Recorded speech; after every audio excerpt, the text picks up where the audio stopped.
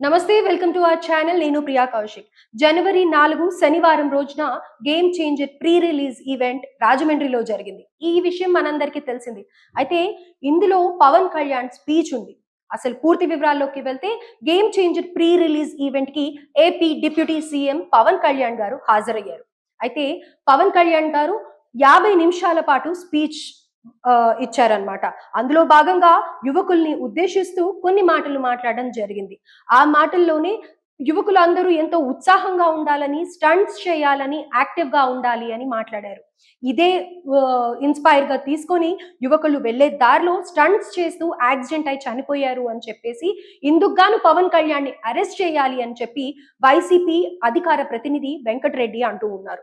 అయితే అసలు అక్కడ ఏం జరిగింది? పూర్తి వివరాలు కనుక్కుందాం. ప్రస్తుతం మనతో పాటు ఫోన్ లైన్‌లో తేజ ఉన్నారు. సో తేజ, రాజమండ్రిలో జరిగిన ప్రీ రిలీజ్ ఈవెంట్ లో యువకులు చనిపోయారు అనే విషయం తెలుస్తోంది. ప్రస్తుతం అప్డేట్ ఏంటి? Madam, Rajahmundry pre release event లో జరిగినది వాస్తవమే. Game changer pre release event Ram Charan గారు నటించిన గేమ్ చేంజర్ అక్కడ చెప్పుకున్నారు రాజమండ్రిలో. దీనికి సంబంధించి ముఖ్య అతిథిగా AP deputy CM Pawan Kalyan గారు అక్కడ ముఖ్య అతిథిగా వచ్చారు. అలాగే వాళ్ళిద్దరిని కూడా చూడడానికి వేలాది మంది సంఖ్యలో మెగా ఫ్యాన్స్ కానీ, రామ్ చరణ్ గారి ఫ్యాన్స్ కానీ, పవన్ కళ్యాణ్ గారి ఫ్యాన్స్ కానీ వీళ్ళందరూ కూడా అక్కడికి చేరుకున్నారు చాలా వేలాది మంది సంఖ్యలో. అయితే మీరు చెప్తుంది గేమ్ చేంజర్ ఈవెంట్ లో జరిగిన సంఘటన అయితే కాదు. గేమ్ చేంజర్ కు వచ్చిన యువకులు ఎవరైతే అక్కడికి వచ్చారో వాళ్ళు వచ్చి తిరిగి వెళ్తున్న మార్గంలో ఒక యాక్సిడెంట్ జరిగింది. ఆ యాక్సిడెంట్ లో వాళ్ళు చనిపోయారు. సో ప్రస్తుతం దీనికి సంబంధించి బయట వస్తున్న టాక్ ఏంటంటే, అటు పవన్ కళ్యాణ్ గారు రాజకీయాల్లో ఉన్నారు కాబట్టి వైఎస్ఆర్సీపీకి సంబంధించిన కొంతమంది నాయకులు గాని రీసెంట్ గా ఈ ఇష్యూ గురించి స్పందించిన ఒక వైఎస్ఆర్సీపీ అధికారి ప్రతినిధి గాని పవన్ కళ్యాణ్ గారు ఆ రోజు వేదిక పైన యువకులు స్టంట్లు చేయాలి, యువకులు స్టంట్లు చేస్తే కసి కదా, స్టంట్లకు సంబంధించి స్కూళ్ళు పెట్టండి, ఈ విధంగా మాట్లాడారు.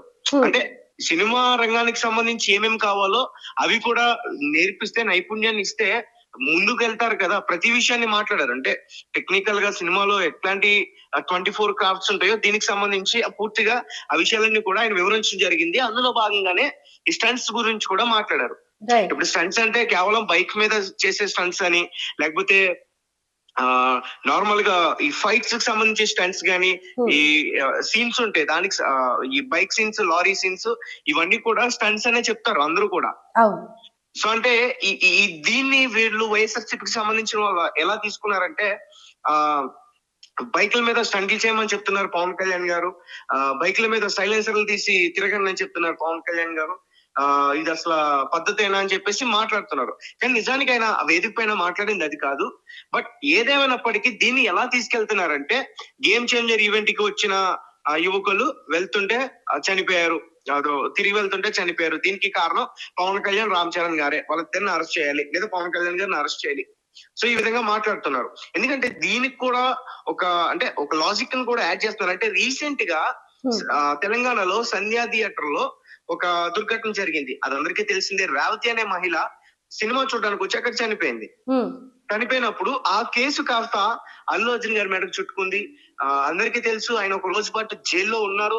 ఆ బెయిల్ మీద ఇప్పుడు ప్రస్తుతం రిలీజ్ అయ్యారు. అక్యూజ్డ్ ఎవరైనా కానీ అతన్ని ప్రధాన నిందితుడిగా తీసుకుని అరెస్ట్ చేశారు. మిగతా వాళ్ళందరినీ కేవలం విచారణకు పిలిచి అతన్ని ఒక్కరినే అరెస్ట్ చేశారు.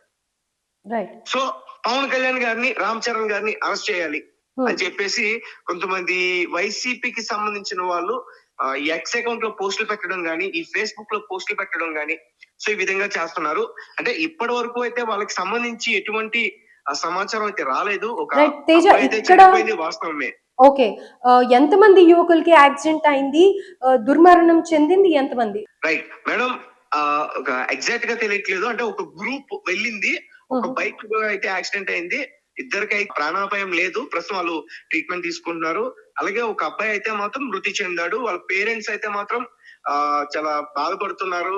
అంటే చేతికి అందిన కొడుకు, అంటే ముగ్గురికి కూడా 20 నుంచి 25 ఏళ్ళ వరకు కూడా ఉంటాయని కూడా చెప్తున్నారు. అయితే తేజ, మీరు వాళ్ళ పేరెంట్స్ తో మాట్లాడడం జరిగిందా? వాళ్ళు ఏమంటున్నారు? సో అంటే ఇప్పటి వరకు వాళ్ళ పేరెంట్స్ తో మాట్లాడడం జరగలేదు. బయటకు వచ్చిన వార్త ఏంటంటే, వాళ్ళ పేరెంట్స్ కి కొంతవరకు అమౌంట్ అయితే సెట్ చేశారు అని చెప్తున్నారు ప్రస్తుతానికి. అలాగే ఇప్పుడు ఎవరైతే హాస్పిటల్లో ట్రీట్మెంట్ తీసుకున్నారో వాళ్ళకు కూడా దగ్గరుండి ట్రీట్మెంట్ ఇప్పించే అవకాశం ఉన్నట్టు కూడా చెప్తున్నారు. రీసెంట్ గా కూడా దిల్ రాజు గారు అంటే ఇక్కడ అల్లు అర్జున్ గారు ఇష్యూలో ఇండస్ట్రీకి సంబంధించి కొంతవరకు వాళ్ళకి హెల్ప్ చేయడం జరిగింది. ట్రీట్మెంట్ తీసుకున్న శ్రీతేజ్ కు అలాగే చనిపోయిన రేవతికి కూడా కొంచెం అమౌంట్ అయితే ఇవ్వడం జరిగింది. రైట్. అంటే ఇది మొత్తం కూడా గేమ్ చేంజర్ మెడకు చుట్టుకుందా, దిల్ రాజు గారి మెడకు చుట్టుకుందా, రామ్ చరణ్ గారి మెడకు చుట్టుకుందా? ఎందుకంటే పుష్ప చాలా పెద్ద అంచనాలతో రిలీజ్ అయిన పుష్ప, మంచి పేరుతో టాక్ వస్తున్న ముందుకెళ్తున్న పుష్ప ఒక్కసారిగా ఇలాంటి సిచ్యువేషన్ జరగగానే వెనకబడిపోయింది. అందరికీ తెలిసింది ఆ వార్త ఎప్పుడైతే ఇది జరిగిందో. అంటే మరి గేమ్ చేంజర్ ఇప్పుడు ప్రపంచ వ్యాప్తంగా రిలీజ్ అవుతుంది. గ్లోబల్ స్టార్ రామ్ చరణ్ అంటే ఇటు మన తెలుగు హీరోలు అంతర్జాతీయ స్థాయిలో కూడా వాళ్ళ నటుల్ని కనబర్చి చాలా మంది అభిమానులు అయితే వాళ్ళు తెచ్చుకున్నారు.